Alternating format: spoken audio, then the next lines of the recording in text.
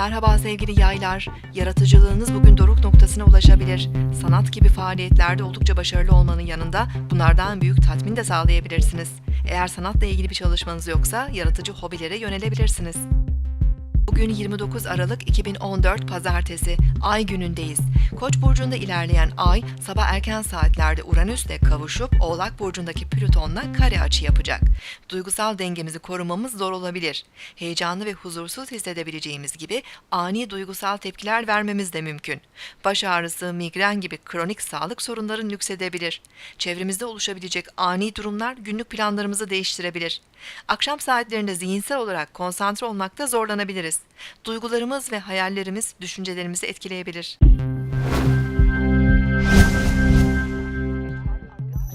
İlk yarısı sizin için daha hareketli, keyifli enerjiler taşırken ikinci yarısı biraz